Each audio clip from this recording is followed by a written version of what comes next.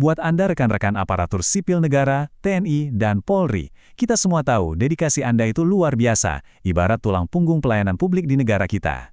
Nah, wajar dong kalau masalah masa depan kesejahteraan finansial jadi hal yang krusial banget buat dipahami. Hari ini kita bakal bedah tuntas, seobjektif mungkin, soal prospek keuangan dan gaji Anda untuk tahun 2027. Kita kesampingkan dulu ya rumor-rumor yang beredar. Kita cuma bakal fokus ke data, dokumen resmi pemerintah, dan fakta ekonomi yang benar-benar ada di atas meja.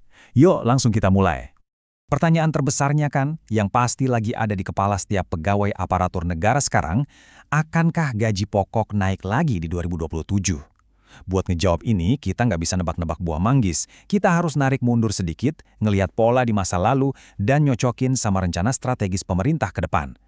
Jawaban sebenarnya itu udah tersirat di dalam keputusan-keputusan historis dan kerangka anggaran yang sekarang lagi digodok. Bagian pertama, rekam jejak sejarah kenaikan gaji. 3, iya beneran cuma 3 kali loh. Kalau kita lihat 10 tahun terakhir, kenaikan gaji pokok itu minim banget. Angka 3 ini, jujur aja, kerasa sangat sedikit. Apalagi kalau kita bandingin sama harga-harga kebutuhan pokok yang terus naik tiap tahunnya. Ini realitas yang harus kita akui. Penyesuaian gaji pokok itu bukan hal yang otomatis kejadian tiap tahun, tapi benar-benar keputusan strategis yang diambil pemerintah dengan ekstra hati-hati. Coba perhatikan garis waktunya di sini. Jarak antar tahunnya itu lumayan bikin deg-degan. Mulai dari 2015 ada kenaikan 5%. Terus butuh waktu 4 tahun sampai 2019 buat dapat kenaikan 5% lagi. Habis itu ada masa stagnan yang paling panjang, 4 tahun penuh tanpa perubahan sama sekali, sampai akhirnya pecah telur di 2024 kemarin dengan kenaikan 8%. Jeda yang lama banget ini nunjukin betapa kakunya siklus kenaikan gaji pokok itu sendiri. Jadi intinya pembaruan terakhir kita itu belum terlalu lama secara historis, tepatnya lewat PP nomor 5 tahun 2024 di tanggal 26 Januari 2024. Artinya apa? Kalau kita loncat ke tahun 2027 nanti, berarti gaji pokok PNS udah ngalamin masa stagnan lebih dari 2 tahun sejak penyesuaian terakhir. Kalau ngingat jeda panjang yang barusan kita bahas, fakta ini penting banget buat nebak langkah pemerintah selanjutnya. Masuk ke bagian kedua, sinyal anggaran 2027. Nah, buat baca sinyalnya, kita harus nengok ke dokumen KEM PPKF. Apa sih itu? KEM PPKF ini singkatan dari Kerangka Ekonomi Makro dan Pokok-Pokok Kebijakan Fiskal. Gampangnya gini, itu semacam embrio atau cetak biru dari draft APBN 2027. Ini sumber yang super resmi dan objektif. Semua uang negara yang bakal dibelanjain tahun itu, arahnya udah dipatok jelas di dokumen krusial ini.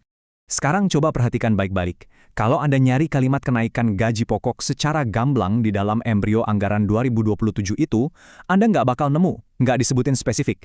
Tapi, dokumen ini ngasih jaminan kuat banget soal satu hal, menjaga daya beli. Ini beda loh secara teknis. Pemerintah mungkin nggak janjiin angka gaji pokoknya naik, tapi mereka komit memastikan nilai uang di kantong Anda nggak habis kegerus inflasi. Lanjut ke bagian ketiga, kebijakan kesejahteraan di era Presiden Prabowo. Biar makin jelas, saya bacain langsung aja ya kutipan dari dokumen KEM PPKF 2027 edisi pemutakhiran 22 Juli 2026. Di situ tertulis gini, menjaga daya beli dan kesejahteraan ASN TNI Polri dan pensiunan antara lain melalui pemberian THR dan gaji pensiun ke-13 dengan tetap menjaga efisiensi anggaran dan memperhatikan keberlanjutan fiskal. Pernyataan ini bukti otentik, nunjukin senjata utama apa yang sebenarnya bakal dipakai pemerintah.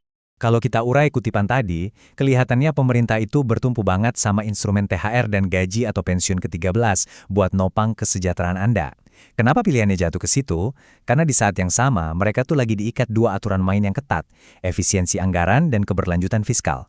Kalau naikin gaji pokok, efek dominonya ke APBN jangka panjang itu masif banget. Sedangkan kalau kasih THR dan gaji ke-13, itu ibarat ngasih suntikan dana segar tanpa harus ngerombak struktur dasar gaji bertahun-tahun ke depan.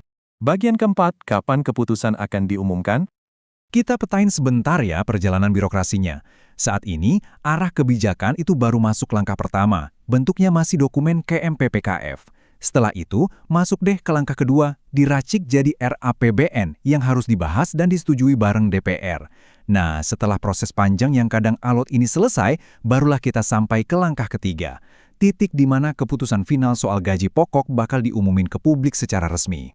Makanya tolong ingat dan tandai kalender Anda di tanggal ini, 16 Agustus. Kenapa harus tanggal itu? Soalnya dari tahun ke tahun tradisinya memang begitu. Kepastian naik atau enggaknya gaji PNS selalu diumumin langsung oleh kepala negara pas momen pidato presiden tentang pengantar RAPBN dan nota keuangan. Di hari itulah, semua tebak-tebakan kita bakal terjawab lunas. Tapi kita juga wajib mengelola ekspektasi biar tetap realistis. Kalau ternyata di pidato itu nggak ada pengumuman kenaikan gaji pokok buat 2027, aturannya udah jelas banget.